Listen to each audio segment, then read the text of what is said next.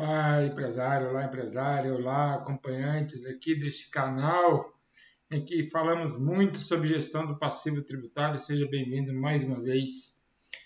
Se você tem gostado dos nossos conteúdos, não esqueça de deixar aquele joinha, se inscrever no nosso canal, nos acompanhar nas nossas redes sociais, Oswaldo Rabelo Q, tanto no LinkedIn quanto no Instagram, que a gente está sempre postando conteúdos que falam sobre essa nova modalidade que muitos tributaristas têm trabalhado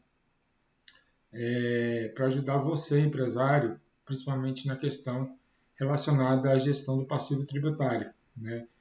Muitos empresários nos procuram com dívidas só que muitas vezes para negociar essas dívidas com desconto é preciso mexer e pedir alteração dessa capacidade de pagamento. Então é preciso fazer um estudo bastante aprofundado e detalhado, às vezes é demorado, às vezes é difícil de conseguir, mas é possível, E eu estou aqui, hoje vai ser um vídeo um pouco mais rápido, Poucos slides, somente mesmo para dizer para vocês quais os documentos que nós sempre necessitamos e o porquê que nós precisamos desses documentos para fazer o pedido dessa análise da redução da capacidade de pagamento. Lembrando sempre que a Procuradoria-Geral da Fazenda Nacional classifica a capacidade de pagamento do contribuinte como A, B, C e D, e aquele contribuinte que é classificado como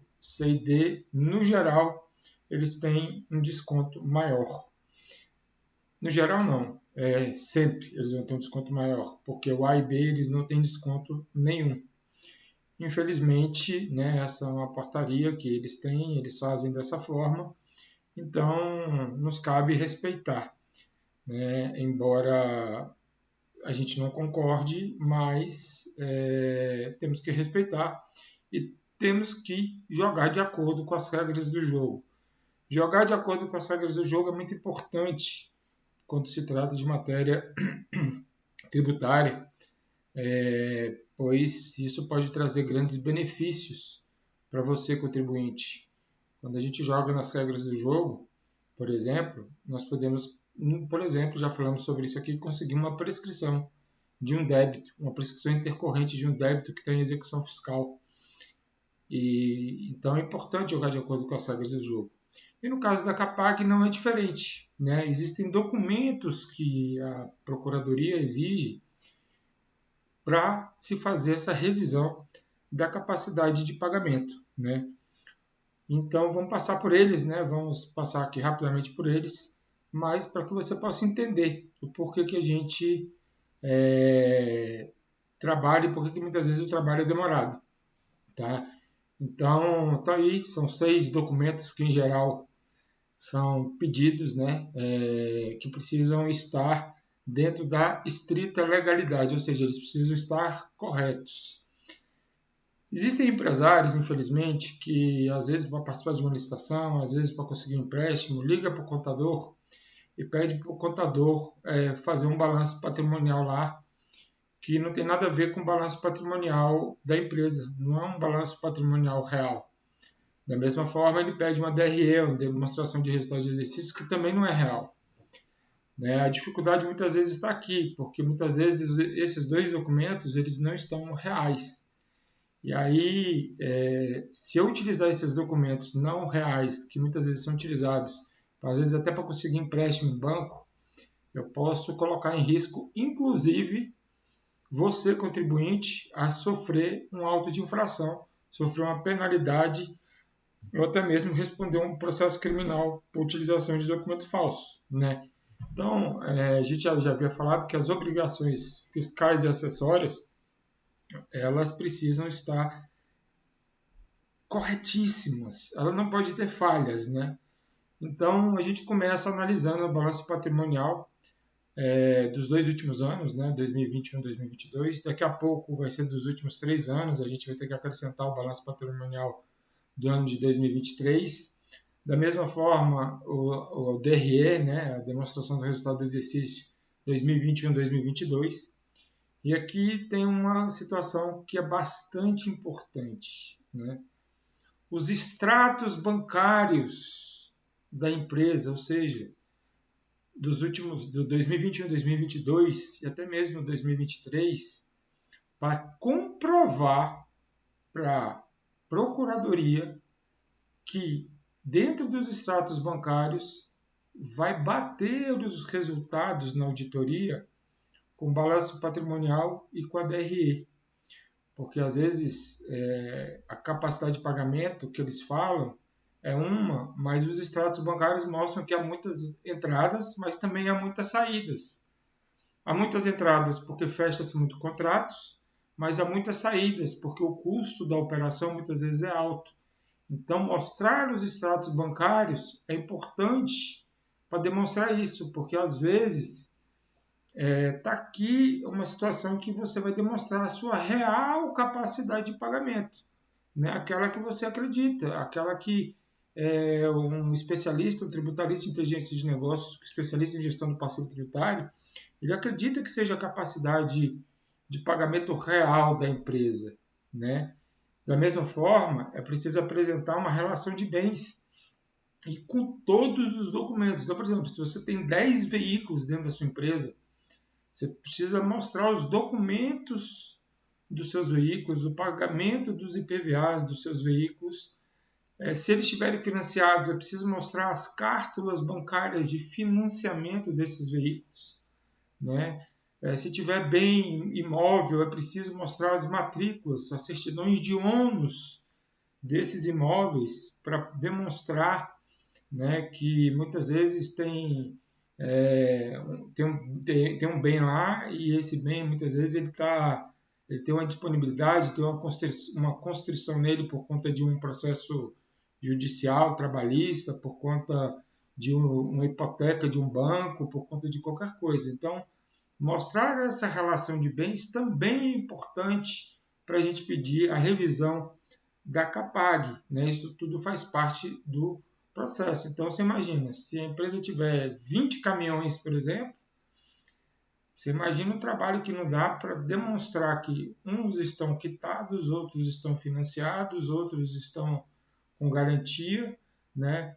Hoje existem bens, tem carros, por exemplo, que você faz um financiamento com o banco vai lá e coloca um GPS no carro, né, para poder, numa eventual execução por não pagamento desse bem, ele ir lá e pegar isso. E você precisa informar para a Fazenda Nacional de que se eu deixar de pagar 2 ou 3 parcelas desse bem, esse bem será tomado pelo banco. Que saiba onde está o carro, por quê? Porque ela foi lá e colocou um chip, um GPS, né? E junto com tudo isso, demonstrar, né, a demonstração, a DFC, ou a demonstração do fluxo de caixa direto da empresa, porque a DFC ela vem para comprovar tudo isso que nós falamos acima, né? A relação de bens, os extratos bancários, a demonstração do resultado do exercício, os balanços patrimoniais, ou seja, todos esses 5 primeiros documentos, né? Esses 5 primeiras relações de documentos que a gente solicita, elas precisam conversar entre si.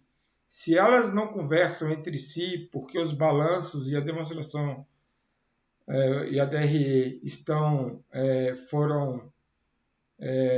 são fakes para conseguir empréstimo bancário, por exemplo, se não bater, é difícil você pedir a revisão da CAPAG. Ele precisa bater. Todos esses documentos, então, a gente precisa fazer com que eles conversem. Uma vez que a gente demonstra, fazendo uma auditoria, de que esses documentos se conversam, eles são reais, eles são verdadeiros, a gente então consegue escrever uma petição até simples, onde nós vamos apresentar para a Fazenda Nacional o valor que nós, que estamos fazendo essa revisão de CAPAG, a gente presume como capacidade para fins de transação, né? Faltou transação aí nesse slide, mas a petição que a gente faz é essa. A gente precisa apresentar o valor que a gente entende como presumido. Então, por exemplo, ocorreu um caso dentro da minha empresa que PGFN entendia que o balanço, que a capacidade de pagamento do meu cliente era de 10 milhões, quase 11 milhões nos próximos 60 meses. Só que quando nós demonstramos toda essa documentação, fizemos todos os estudos, nós demonstramos que, na verdade, a capacidade de pagamento dele nos próximos 60 meses era de 7 milhões e 600 mil reais. Só que o débito dele era de 8 milhões e pouco. Com isso, a PGFN aceitou o nosso argumento de que ele, em vez de estar classificado como B, ele deveria ser classificado como C. E ela aceitou isso como argumento.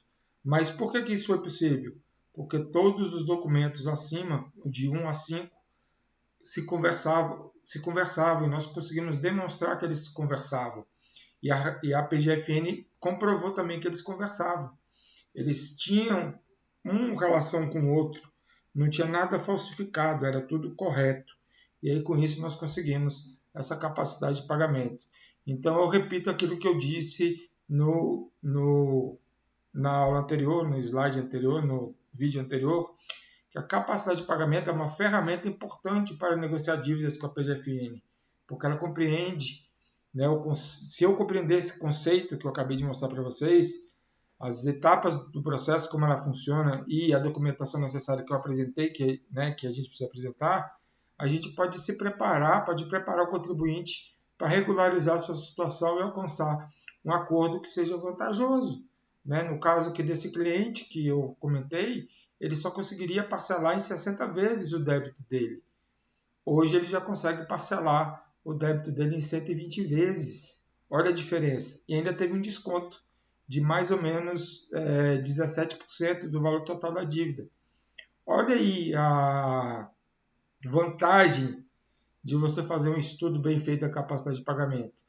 E um estudo bem feito exige que as obrigações acessórias e fiscais sejam feitas de maneira devida e correta. É preciso ser honesto com o fisco, porque sendo honesto com o fisco, a gente consegue benefícios para nós que somos contribuintes. E assim o pagamento dos nossos tributos, eles vão ser feitos de maneira justa e correta.